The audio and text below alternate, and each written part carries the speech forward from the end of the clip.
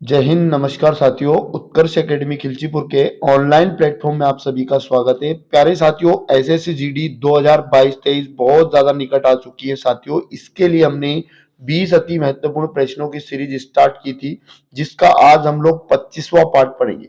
प्यारे साथियों, मैं आप लोगों को बता दूं, ये सीरीज बहुत ही अति महत्वपूर्ण है। एग्जाम के अंदर इससे कहीं ना कहीं क्वेश्चन आपको जरूर देखने को मिलेंगे, तो इसलिए आप इस सीरीज से प्रतिदिन जुड़ जाइएगा और अपने उद्देश्य को पूरा करिएगा साथियों। और उसके बाद यदि आपने चैनल को सब्सक्राइब नहीं किया तो जरूर सब्सक्राइब कर लें। अभी अदर सब्जेक्ट की भी प्रैक्टिस क्लासेस हमारी शुरू होने वाली हैं, जिसका नोटिफिकेशन आपको तुरंत मिल सके। प्यारे साथियों, आज का सीरीज हम लोग शुरू करने से पहले चलते हैं आज के मोटिवेशन की ओर। और प्यारे साथियों, कामयाबी सुबह के जैसी होती है, मांगने पर नहीं बेटा जागने पर मिलती है। तो इसी मोटिवेशन के साथ आज का पहला क्वेश्चन आपके सामने यह रहा। पहला क्वेश्चन स्टार्ट करने से पहले सभी एक बार वीडियो को लाइक कर दे दोस्तों, और दोस्तों के साथ शेयर कर दें।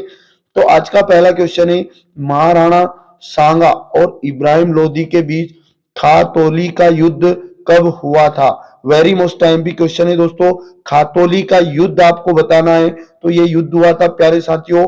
ए वाला सही जवाब हो जाएगा 1518 में, यानी इसका ए सही जवाब हो जाएगा। आगे यदि बात करें अति महत्वपूर्ण बात, तो इस खातोली के युद्ध में दोस्तों इब्राहिम लोदी की क्या हुई थी? पराजय। एग्जाम के अंदर छाप के रखना है दोस्तों, एग्जाम में छपेगा। आगे यदि बात करें क्वेश्चन नंबर 2, क्वेश्चन नंबर 2 में लिखा, कौन सा देश हजार पहाड़ियों का देश कहलाता है? वेरी मोस्ट टाइम पे दोस्तों, हजार पहाड़ियों का देश हमें बताना है। सही जवाब अफगानिस्तान हो जाएगा, डी वाला सही जवाब हो जाएगा। हजार पहाड़ियों का देश पूछा जाए, अफगानिस्तान बताइएगा। आगे यदि बात करें दोस्तों, अति महत्वपूर्ण जानकारी, अफगानिस्तान की राजधानी काबुल बताइएगा। और मुद्रा अगर पूछा जाए, अफगानी अफगान अफगानिस्तान की मुद्रा है दोस्तों, तो ये जानकारी भी छाप के रखिएगा। आगे बढ़ते हैं नेक्स्ट क्वेश्चन, क्वेश्चन नंबर 3। चीन की ग्रेट वॉल महान दीवार जो है दोस्तों, उसका निर्माण किसने कराया था? चीन की जो महान दीवार है, इसका निर्माण किसने कराया था? सही जवाब हो जाएगा शी हुआंग ती, इसका नाम है दोस्तों। चीन की महान दीवार का इसने निर्माण करवाया था, बी वाला इसका सही जवाब हो जाएगा। आगे यदि बात करें दोस्तों, शी हुआंग ती जो है दोस्तों, चीन के प्रथम सम्राट थे। इन्होंने चीन की महान दीवार का निर्माण कराया था। इस दीवार का निर्माण दोस्तों इन्होंने 220 से 206 ईस्वी पूर्व में कराया था। ये जानकारी भी आपको छाप के रखना है। आगे यदि बात करें दोस्तों, क्वेश्चन नंबर 4, 4 नंबर में लिखा, विजय केलकर समिति की रिपोर्ट किससे संबंधित थी? वेरी मोस्ट टाइम पे दोस्तों, विजय केलकर समिति, तो इसका जो सही जवाब हो जाएगा डी वाला आंसर हो जाएगा, डी कर सुधारों से। यानी दोस्तों विजय केलकर समिति की रिपोर्ट का संबंध कर सुधारों से था। जानकारी अति महत्वपूर्ण है, याद रखिएगा। आगे बढ़ते हैं क्वेश्चन नंबर 5, 5 नंबर में लिखा, सर्वाधिक शक्तिशाली कंप्यूटर कौन सा है? दोस्तों सर्वाधिक शक्तिशाली कंप्यूटर बताना है, सही जवाब हो जाएगा सुपर कंप्यूटर, ए वाला राइट आंसर हो जाएगा दोस्तों। यानी सुपर कंप्यूटर जो है दोस्तों सर्वाधिक शक्तिशाली कंप्यूटर है।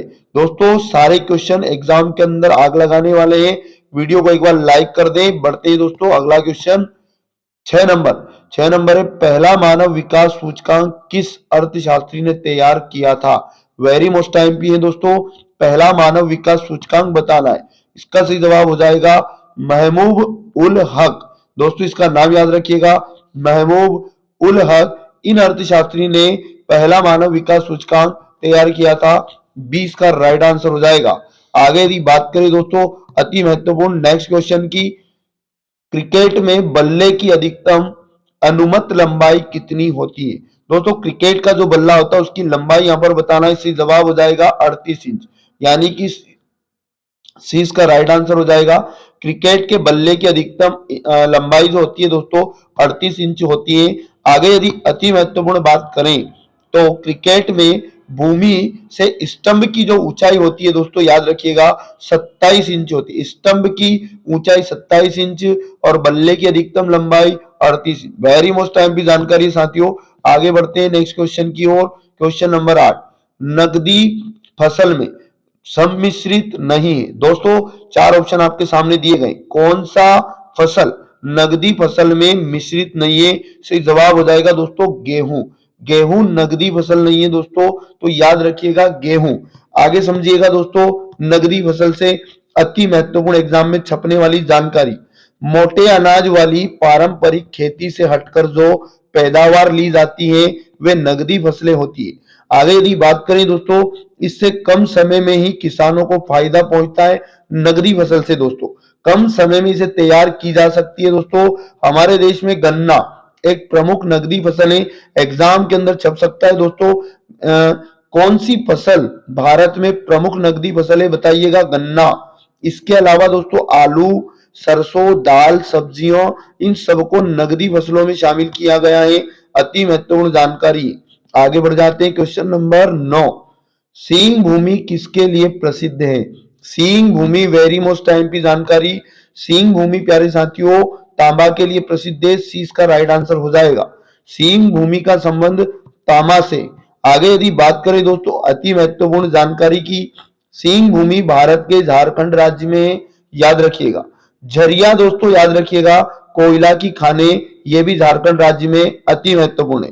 आगे यदि बात करें अगला अगला क्वेश्चन है 10 नंबर, चुंबकीय डिस्क पर किस पदार्थ की परत होती है? चुंबकीय डिस्क पर किस पदार्थ की परत होती है? सही जवाब हो जाएगा आयरन ऑक्साइड, यानी ए इसका राइट आंसर हो जाएगा।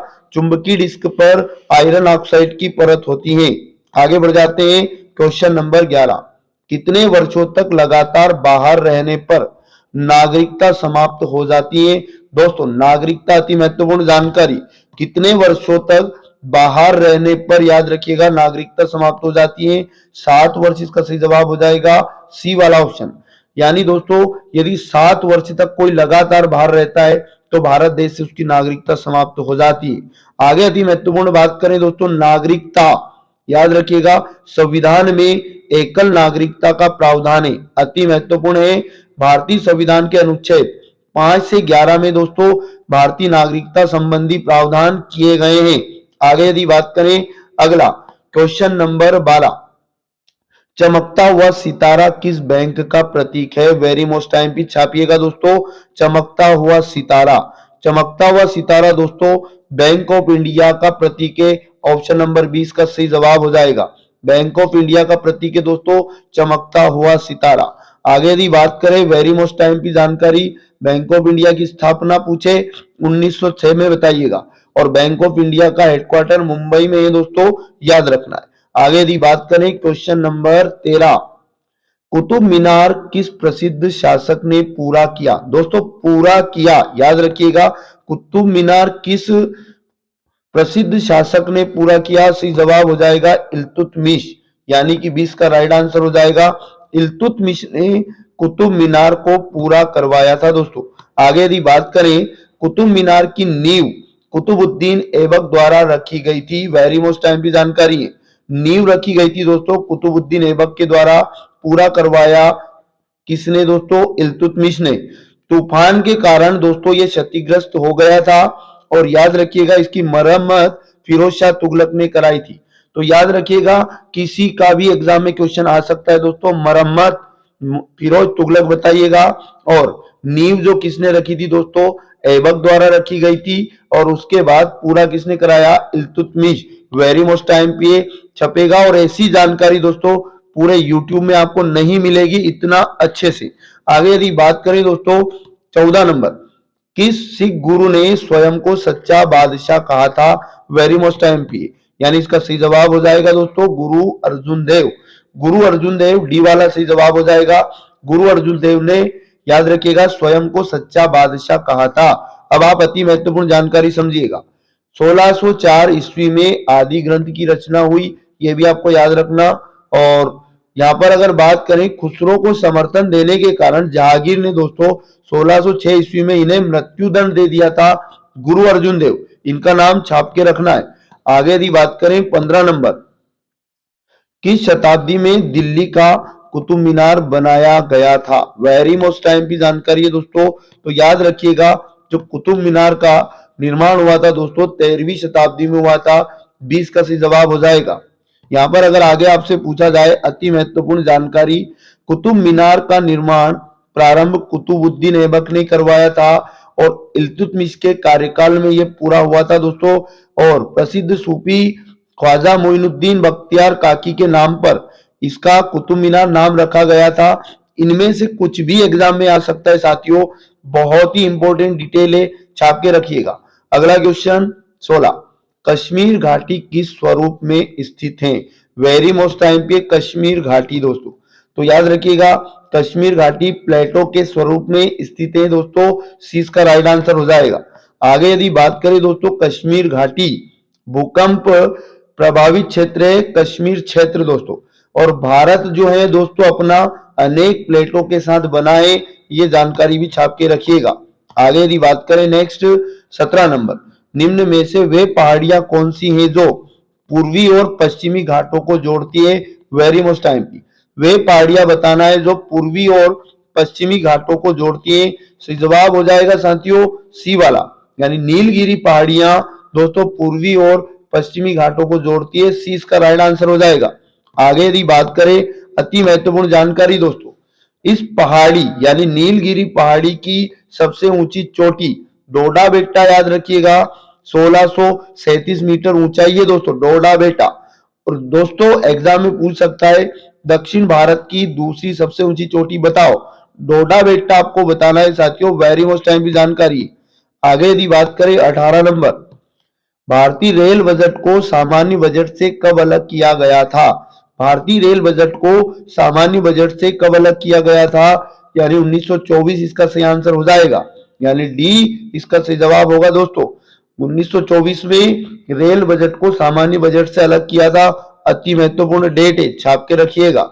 आगे यदि बात करें दोस्तों 19वां क्वेश्चन, दुनिया की छत निम्न में से किसको कहा जाता है? वेरी मोस्ट टाइम पे साथियों, तो दुनिया की छत दोस्तों पामीर के पठार को कहा जाता है, यानी इसका सही जवाब बी वाला ऑप्शन हो जाएगा। पामीर का पठार दुनिया की छत कहलाता है दोस्तों। अब आगे यदि बात करें अति महत्वपूर्ण जानकारी, पामीर का पठार जिसे तिब्बत का पठार भी कहते हैं दोस्तों, एग्जाम में छप सकता है। यह पठार 40,000 से 50,000 मीटर तक की ऊंचाई पर स्थित है, पामीर का पठार। वेरी मोस्ट टाइम पे साथियों। अब अति महत्वपूर्ण और लास्ट क्वेश्चन है साथियों, याद रखिएगा भारत किस वस्तु का सबसे बड़ा उत्पादक भी है, उपभोक्ता भी और आयातक भी है? तो ये अति महत्वपूर्ण जानकारी है दोस्तों। भारत सबसे बड़ा उत्पादक, उपभोक्ता और आयातक किस वस्तु का है? सही जवाब दाल हो जाएगा, यानी सी। तो दाल से याद रखना दोस्तों, भारत सबसे बड़ा उत्पादक, उपभोक्ता और आयातक है, छपेगा एग्जाम के अंदर। यदि दोस्तों वीडियो अच्छा लगता है तो लाइक शेयर जरूर किया करें और चैनल पर पहली बार आए तो सब्सक्राइब कर लें। दोस्तों मिलेंगे नेक्स्ट वीडियो में। जय हिंद, जय भारत।